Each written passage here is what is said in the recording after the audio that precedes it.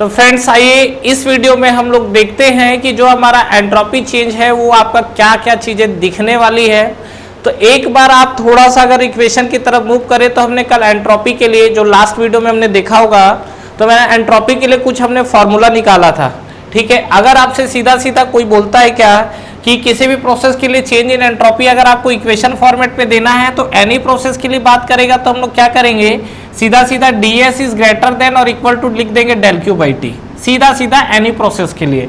लेकिन अगर मान लीजिए आपको मेंशन कर दिया है कि जो आपका प्रोसेस हो, आपका प्रोसेस इरिवर्सिबल होना चाहिए या रिवर्सिबल होना चाहिए, तो उसके लिए हमको कंडीशन पता है कि अगर रिवर्सिबल बोलेगा तो ds इक्वल टू अप्लाई करेंगे और इरिवर्सिबल बोलेगा तो ग्रेटर देन। तो यहां पर अभी हम लोग बात करने वाले हैं। तो सबसे पहला चीज ये जो फ्रेंड्स मैं आपको बता रहा हूं, ये चीज ध्यान रखिएगा, ये एंट्रोपी के अंदर सिस्टम और सराउंडिंग बहुत बड़ा रोल प्ले करने वाला है। इस चीज को ध्यान रखेंगे कि जो आपका एंट्रोपी है उस एंट्रोपी के अंदर सिस्टम और सराउंडिंग, ये जो दो वर्ड मैं यूज कर रहा हूं, क्वेश्चन गलत करवा ही देगा। ध्यान रखिएगा, अगर आपने सिस्टम और सराउंडिंग को लेके फोकस नहीं किया तो। और सराउंडिंग के साथ एक टर्म्स और डिफाइन कर रहा हूं, दैट इज द यूनिवर्स। ठीक है, तो पूरे एंट्रोपी के अंदर आपके तीन चीजों के अंदर फोकस करना बहुत जरूरी है। एक आपका है सिस्टम, क्या होता है जिसपे हमारा फोकस होता है, दूसरा सराउंडिंग जो एक्सटर्नली टर्म्स है, और तीसरा यूनिवर्स। और अगर आप ये तीनों चीज में भी बात करेंगे तो सिस्टम और यूनिवर्स को लेके बहुत ज्यादा चीजें आपको कंफ्यूज करेंगी। ठीक है, एग्जाम्पल, एंट्रोपी हमेशा क्या होती है, बढ़ती है। ऐसा हम लोगों ने पढ़ा है कि एंट्रोपी क्या होता है, एंट्रोपी कभी निगेटिव हो सकता है, नहीं हो सकता। क्यों नहीं हो सकता, बिल्कुल आपका एंट्रोपी निगेटिव हो सकता है। बात करना पड़ेगा कि आप सिस्टम को लेके बात कर रहे हो कि यूनिवर्स को लेके बात कर रहे हो। तो हम लोग क्या है, क्वेश्चन फ्रेंड्स अगर इनकम्प्लीट पढ़ेंगे तो आंसर उसमें गलती होने के चांसेस तो रहेंगे ही। तो एक बार हम लोग डिफाइन करते हैं। तो अभी इसमें जो चीजें हाईलाइट करने लायक है वो देखिए क्या क्या चीजें हाईलाइट हो सकती है, उस पर हम लोग बात करते हैं। तो हाईलाइट होने के लिए इस पे जो टर्म्स है, ये बिल्कुल इसको खोपड़ी के अंदर पूरा अंदर तक जाने दो। पहला सिस्टम, ये जो हम लोग बात कर रहे हैं किसके लिए बात कर रहे हैं, सिस्टम। दूसरा जो हम लोग बात कर रहे हैं रिवर्सिबल प्रोसेस, क्योंकि हो सकता है हम लोग आने वाले टाइम पे अभी आगे इरिवर्सिबल प्रोसेस पे भी बात करेंगे। तो ये जो सिस्टम और रिवर्सिबल प्रोसेस की बात हुई है, इसको 4 बार अंडरलाइन, गोला मार्किंग जो मन करता है करो, लेकिन इतना कर दो कि बस पेज ना फटे। समझ में आया, नहीं तो ये गलत करवा के ही दम लेगा। ठीक है, और गलत आगे करने के चांसेस हो जाएंगे। देखिए अभी कई लोगों को लग ही रहा होगा कि नहीं बस चल रहा है तो चल रहा है, तो देखिए आगे क्या कहानी होती है।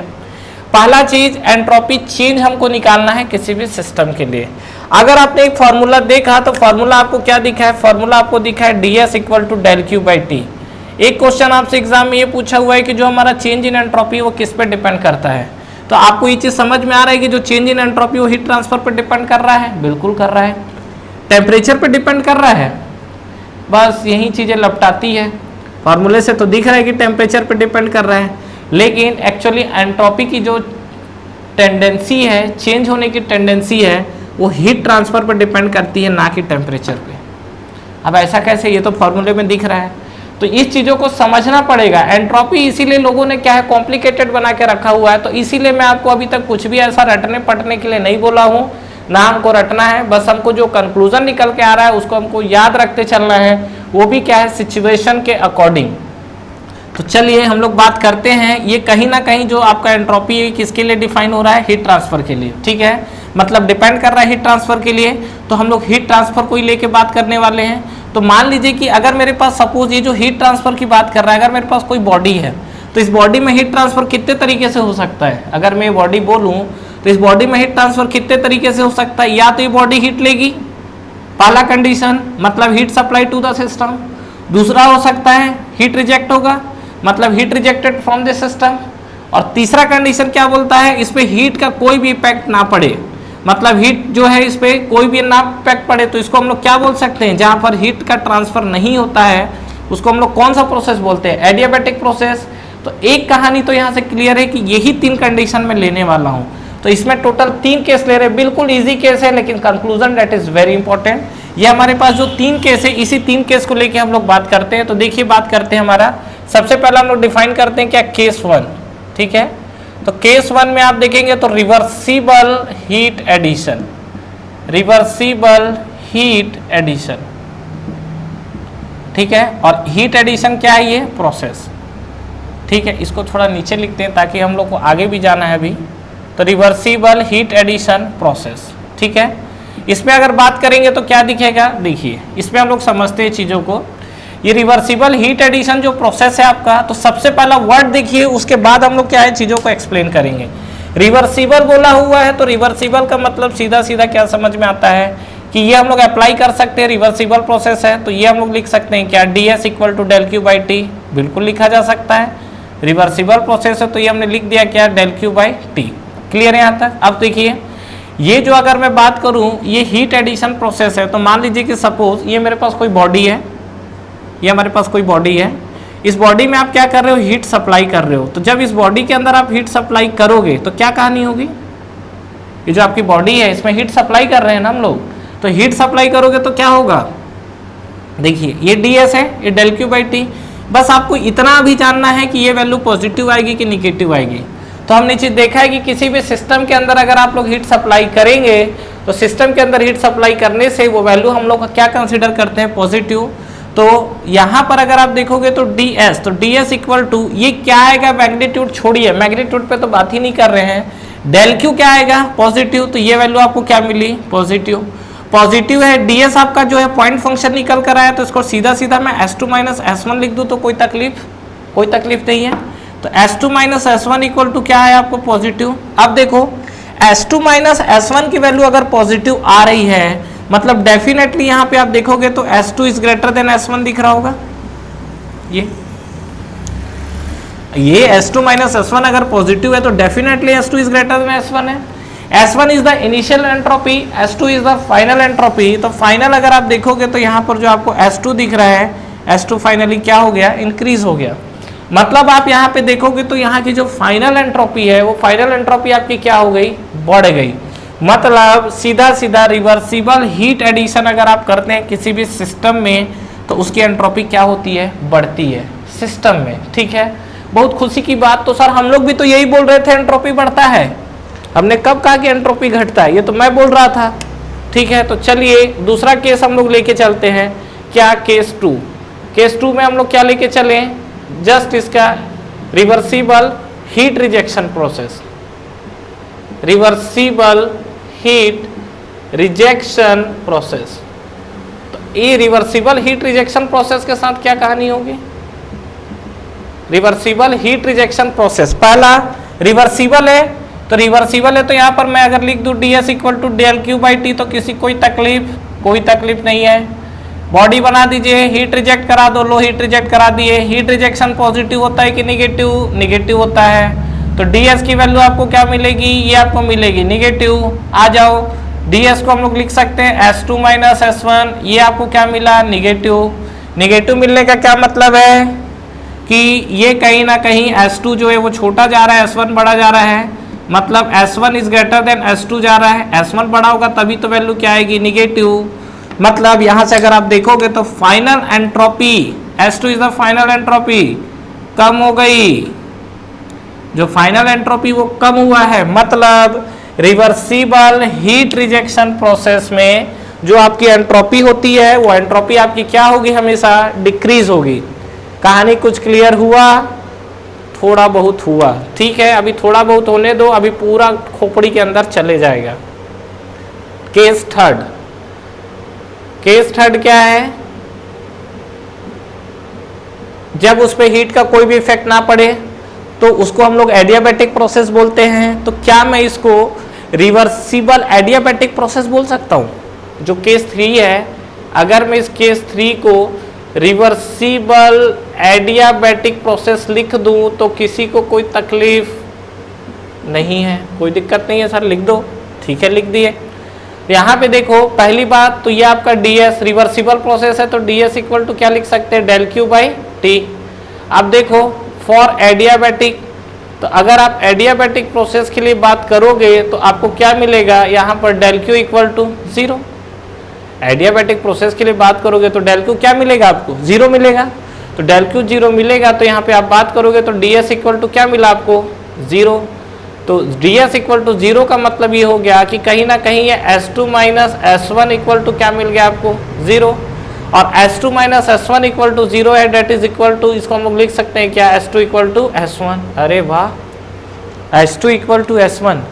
याद करो H1 इक्वल टू S2 वाले वो दिन जिसको हमने क्या नाम दिया था, आइजेंथैल्पिक process H1 equal to H2 आया था, और वो कौन से प्रोसेस में आया था, that is the very important, कौन सा प्रोसेस था वो आपका था थ्रोटलिंग प्रोसेस। याद आया कुछ, ठीक है, याद आएंगी चीजें, आएंगी, आने दो।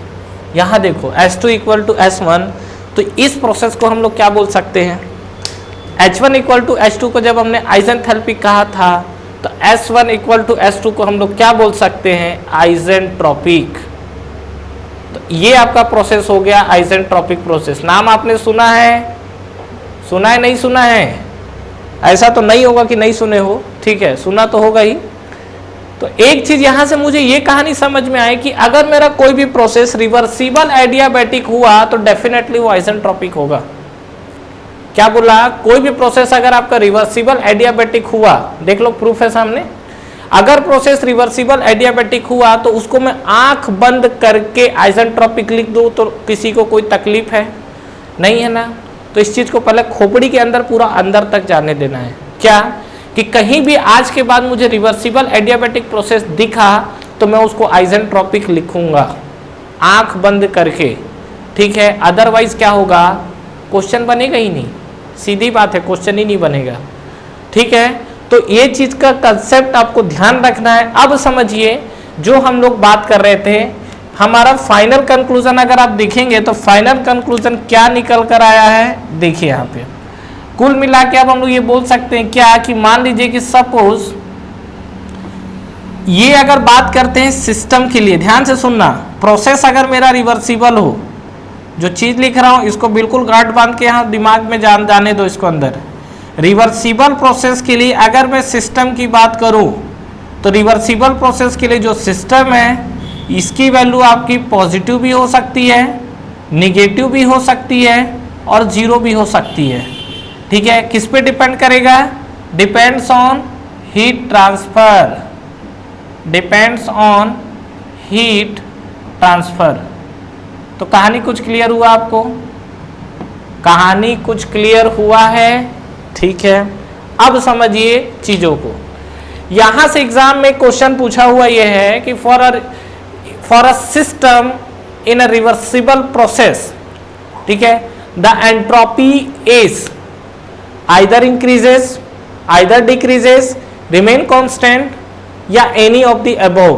क्या आंसर आएगा, इस चीज को वर्ड को पकड़ना है। रिवर्सिबल भी क्वेश्चन में मेंशन कर दिया है, सिस्टम भी मेंशन कर दिया है, तो क्या आएगा, any of the above. Student क्या मार के आते हैं, इंक्रीज। क्यों सर, एंट्रोपी तो कभी कम हो ही नहीं सकता, एंट्रोपी कभी निगेटिव हो ही नहीं सकता, ये कहाँ पढ़ा हमने, पढ़ा है, बिल्कुल पढ़ा और हम लोग पढ़ेंगे।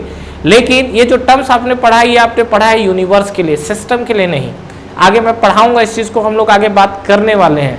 लेकिन ये चीज पूरा खोपड़ी के अंदर जाना चाहिए, क्या कि अगर मैं इसकी बात करता हूँ सिस्टम को लेके, तो सिस्टम में जो है, सिस्टम की जो वैल्यू है वो आपकी पॉजिटिव भी हो सकती है, निगेटिव भी हो सकती है और जीरो भी हो सकती है। डिपेंड करता है आपका कि ये आपका सिस्टम के लिए हीट ट्रांसफर का क्या पोजीशन है।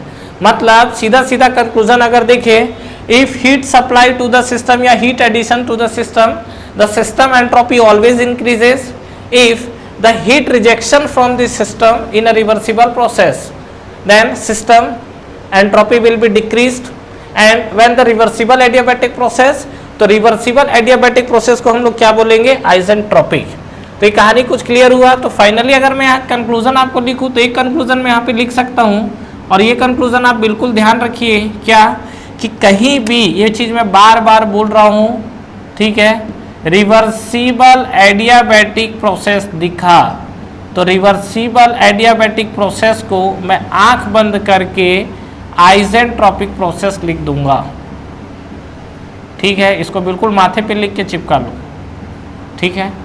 ये याद हो गया तो आपका क्या है, एंट्रोपी बहुत हेल्प मिल जाएगा और बहुत सारी चीज़ें तड़ से क्लियर हो जाएगी। नहीं तो फिर वही है, क्या कहाँ से आया ये कैसे हो गया, वो कहानी चलेगा। तो ये चीज क्लियर हुआ आपको। तो यहां से ये कंक्लूजन दूसरा, that is the very very important conclusion, ये इसको तो आप जितना भी मार्क कर लो, रिवर्सिबल सिस्टम। देखो एक चीज ध्यान रखना, रिवर्सिबल बात हो रही है, ये चीज हम लोग पहले ही डिफाइन कर चुके हैं कि अगर मेरा प्रोसेस इरिवर्सिबल हुआ तो एंट्रोपी क्या होगी वहां पर, ds is greater than del Q by T आया था ना। तो इरिवर्सिबल प्रोसेस में तो क्या एंट्रोपी बढ़नी ही है, उसमें तो कोई बात ही नहीं है। अगर आपका कहीं भी प्रोसेस इरिवर्सिबल दिखा तो एंट्रोपी बढ़नी है, ठीक है। कंफ्यूजन कहाँ पे होगा, अगर आपका प्रोसेस रिवर्सिबल हुआ उस केस के लिए, ठीक है। इरिवर्सिबल प्रोसेस है, आंख बंद करके एंट्रोपी बढ़ता है, उसमें कोई ज्यादा अपने को माथा पच्ची नहीं करना है। लेकिन प्रोसेस रिवर्सिबल हुआ तो वहां पे फिर बुद्धि लगाने का हमको जरूरत पड़ेगा, ठीक है। तो यहां से भी मुझे क्या एंट्रोपी क्या होता है, फिजिकल मीनिंग, ये सब मुझे नहीं समझ में आया है, लेकिन मुझे इतना समझ में आ गया है क्या कि जो हमारी एंट्रोपी है, एंट्रोपी को अगर जैसे हम लोग हीट दे रहे हैं तो बढ़ रहा है सिस्टम के साथ, निकाल रहे हैं तो कम हो रहा है, और रिवर्सिबल एडियाबैटिक हुआ तो क्या हो जाएगा, आइसेंट्रोपिक होगा, ठीक है फ्रेंड्स हमारा ऑनलाइन टेस्ट सीरीज स्टार्ट हो चुका है एसएससी जेईई के लिए, जिसको आप बिल्कुल ज्वाइन कर सकते हैं। इस टेस्ट सीरीज में फ्रेंड्स आपको कितने क्वेश्चंस करेक्ट हो रहे हैं, इनकरेक्ट हो रहे हैं, ओवरऑल आपकी टाइम कंज्यूमिंग कितनी हो रही है, कितने आपके मार्क्स निगेटिव हो रहे हैं, ओवरऑल आपका जो टेस्ट परफॉर्मेंस है, टेस्ट की रैंकिंग क्या है, ये सारी की सारी जो चीजें एनालिसिस है वो आपको एक ही प्लेटफॉर्म पे मिलेगा। तो बिल्कुल फ्रेंड्स आपको ये टेस्ट सीरीज ज्वाइन करना चाहिए, बिल्कुल अफोर्डेबल प्राइस पे ये टेस्ट सीरीज अवेलेबल है, जो कि आपको नीचे डिस्क्रिप्शन में और फर्स्ट कमेंट बॉक्स में मिलेंगे।